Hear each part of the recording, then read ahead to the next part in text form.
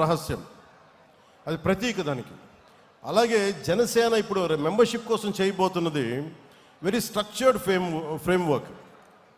అలాగే ప్రతి క్రియా సభ్యుడికి గుర్తింపు, నాయకత్వం, భద్రతతోటి ఈ త్రిశూల్ ప్రోగ్రామ్ని మన దసరా తర్వాత స్టార్ట్ చేయబోతున్నాం. అది ఎలా ఉంటుందనేది ఈ కొన్ని ముక్కలు మాట్లాడేసి మీకు తెలియజేస్తాను.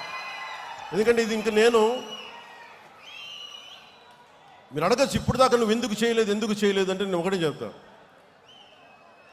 ఇందాక మన విజయనగరం నుంచి మన కుర్రోడు వచ్చి, జన సైనికుడు వచ్చి కూర్చోబెట్టి హుషారుగా మాట్లాడేస్తా ఉంటే నేను చెప్పాను, నువ్వు ఇంట్లో బాధ్యతలు నిర్వర్తించిన వాడు పార్టీకి ఏం చేస్తావు? మీ నాన్నగారు 2 ఉద్యోగాలు చేసి కష్టపడతా ఉంటే నువ్వు వచ్చి నా చుట్టూ తిరిగితే నాకు ఆనందం రాదు.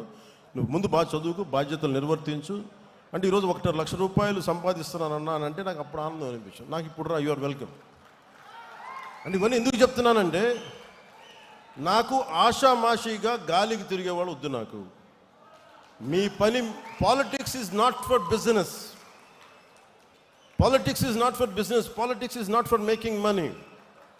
Politics is to do something, to take the next generation from here till the next step, next level. ఇక్కడి నుంచి ఇంకొక స్థాయికి తీసుకెళ్ళాలి. నేను అలాంటి వాళ్ళు కావాలని కోరుకుంటున్నా. మనం ఇదివరకులా అడవుల్లోకి వెళ్ళలేము. కూర్చోబెట్టి కులం రంగు, మతం రంగు కూర్చొని పోరాటాలు చేయాలి. ఎంతకాలం చేస్తాం? కుల పోరాటాలు ఎంతకాలం చేస్తాం? మత పోరాటాలు ఎంతకాలం చేస్తాం? ప్రాంతీయ పోరాటాలు ఎంతకాలం చేస్తాం? కూడుగుడ్డ కావద్దా? ఉద్యోగాలు కావద్దా? ఉద్యోగ భద్రత కావద్దా? నాకు స్కిల్ డెవలప్మెంట్ కావద్దా? మరి దీనికోసం ఎవరు మాట్లాడతారు? మన కులపోడి చేస్తారు. జరుగుద్ది అక్కడెక్కడన్నా?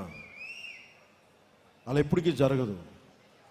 మాట్లాడితే కూర్చోబెట్టి కొంతమంది మాట్లాడుతూ ఉంటే నువ్వు కులం గురించి మాట్లాడతావు. అవునా, నేను కులంలో పుట్టాను, ఏం చేయను దానికన్నా? నేను కులం కోసమే ప్రయాణిస్తే కుల నాయకుని అయ్యేవాడిని కదా. నేను కులం కోసం ఒక్కదానికి రాలేదు. నేను సంపూర్ణ మానవాళి కోసం వచ్చాను. జాషువా విశ్వనరుడు అన్న కాన్సెప్ట్ని గుండెల్లో పెట్టుకొని వచ్చాను నేను. సో అన్ని కులాలని గౌరవిస్తాం, అన్ని ప్రాంతాలని, మతాలని గౌరవిస్తాం. కానీ తప్పులు జరుగుతున్నప్పుడు సరిదిద్దుతాం. ఈ ఆలోచనతో వచ్చాను.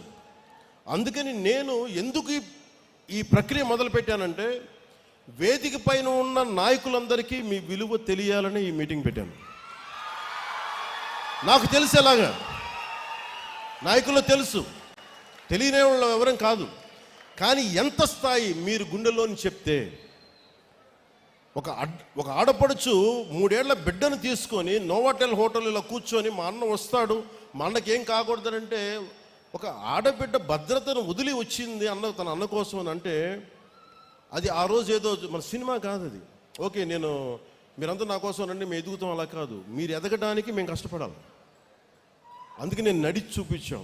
మన నాయకులకి ఇది అర్థమైతే, మనం ఎంత కష్టపడి మీరందరూ మమ్మల్ని గెలిపించారో మా వాళ్ళందరికీ అర్థమైతే, జనసేన ఒక రోజున, ఇది నా గట్ ఫీలింగ్, నిన్న కూడా చెప్పాను.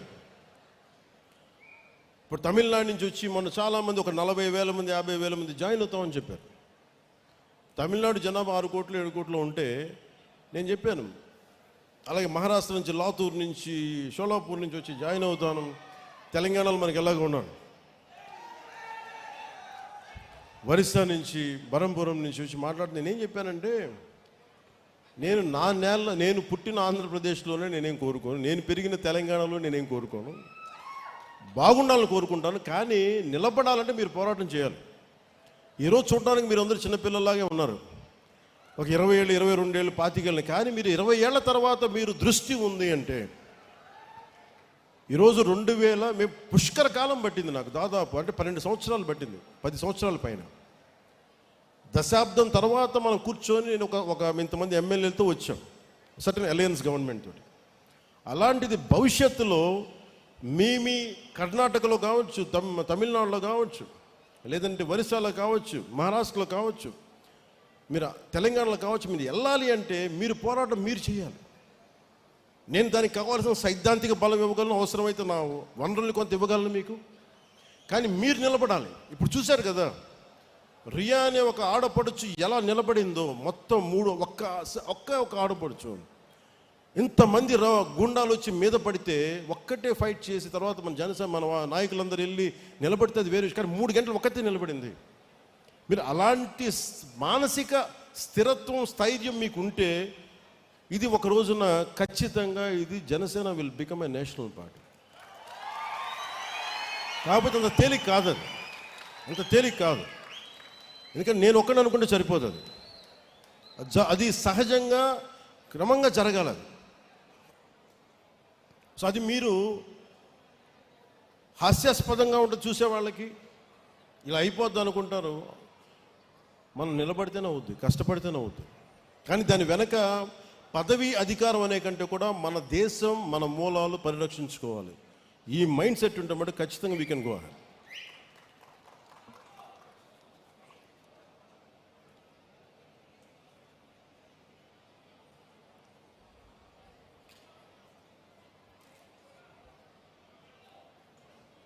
ప్రతి అంశం మీద మనకి స్పష్టత కావాలి.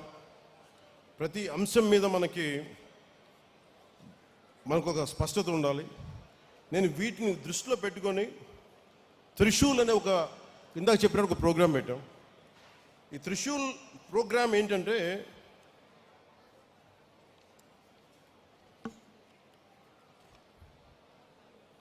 ప్రతి క్రియాశీలక సభ్యులకి, జనసేనకి ఎవరికైనా మెంబర్స్ కావచ్చు, కానీ పని చేద్దాం అనుకున్న ప్రతి ఒక్కరికి కూడా ఒక ప్రత్యేకమైన పార్టీ మెంబర్షిప్ ఐడియా ఇవ్వబడుతుంది.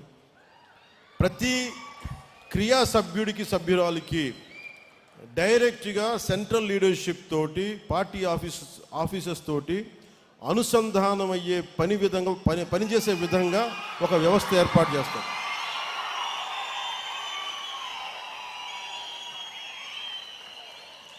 అంటే ఎందుకు చెప్తున్నానంటే, ఇది అన్న నీకు మాకు ఏం జరుగుతుందో తెలియట్లేదు అంటే, నేను ఎంత నలిగిపోతానంటే, నేను శివ అనే వ్యక్తిని నేను ఎలా పట్టుకుంటాను చెప్పండి. ఒక 18 ఏళ్ల శివ అనే ఒక చెంచుల కుర్రవాడు శ్రీశైలంలో ఉండే ఒక చెంచుల గ్రామం నుంచి, ఆ చెంచుల పెంట నుంచి వచ్చిన ఒక యువకుడు ఒక పగలు పూర్తి వర్షంలో తడిచిపోతూ హైదరాబాద్ ప్రశాసన నగర్ జనసేన ఆఫీసులో వెళ్తూ ఉంటే ఆ కుర్రాడు కూర్చున్నాడు. చూడటానికి వచ్చారా ఎవరో తెలియట్లేదు, అసలు దూరంగా ఉంటే నేను వెళ్తా వేరే మీటింగ్లో ఉండి పిలిచాను. బయట 2 కుర్రాళ్ళు లోపల రమ్మని చెప్పండి.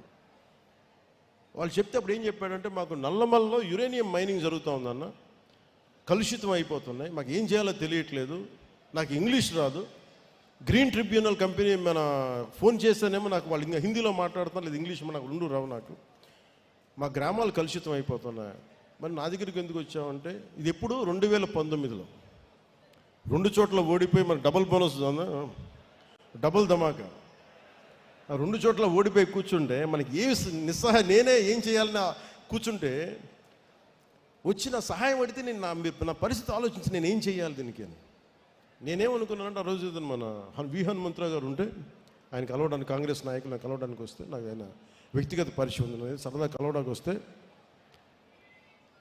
ఆయన అన్నారు, నేను ఈ అబ్బాయితో మన శివతో మాట్లాడుతాను, ఏంటంటే ఇలా అంటే ఇలా చేయండి. నేను అనుకున్నాను, శివ నాకు తెలియదు ఏం చేయాలో, ఒక్కసారి నాకు ఒక ఐడియా వచ్చింది, నేను ఒకసారి మన నాయకులు మనోహర్ గారితో మాట్లాడతాను, ఎందుకంటే ఆయన కూడా పర్యావరణ ప్రేమికుడు, ఆయనతో మాట్లాడతానని చెప్పి ఆయనతో మాట్లాడితే, సార్ నేను ఒక రౌండ్ టేబుల్ కాన్ఫరెన్స్ ఏర్పాటు చేద్దామా వీళ్ళకి జరుగుతున్న అన్యాయానికి మనం మాట్లాడచ్చా అంటే, ఖచ్చితంగానే ఆయన నాకు ఉత్సాహం ఇస్తే దానికి హనుమంతరావు గారు తోడై మేము కూడా వస్తాం కాంగ్రెస్ పార్టీ నుంచి. ఆ రోజున కమ్యూనిస్ట్ పార్టీలు వచ్చినాయి, చాలామంది పర్యావరణవేత్తలు వచ్చారు. తర్వాత మన ఇప్పుడున్న ముఖ్యమంత్రి, తెలంగాణ ముఖ్యమంత్రి, గౌరవ ముఖ్యమంత్రి రేవంత్ రెడ్డి గారు కూడా ఆ మీటింగ్లో ఉన్నారు. అందరం వచ్చి కూర్చొని మాట్లాడుతుంటే, అదే రోజున అప్పటి గౌరవ శ్రీ చంద్రశేఖర్ కేసీఆర్ గారు ముఖ్యమంత్రి ఆ టైంకి, మేము ఇలా జరుగుతుందని తెలిసి ఆయన వెంటనే అసెంబ్లీలోనే ఆ గ్రామాల్లో యురేనియం తవ్వకాలు ఆపించేశారు, ప్రభుత్వం డిక్లరేషన్. ఇది నేను ఎందుకు చెప్తున్నానో, ఇది అంటే ఒక యువకుడు తన గ్రామం నుంచి బయలుదేరి 1000 రూపాయలు అప్పు తీసుకొని పక్కన ఫ్రెండు ఆకలికి సరిపోక బస్సుకే 200-300 అయిపోయి మళ్ళీ వెళ్ళడానికి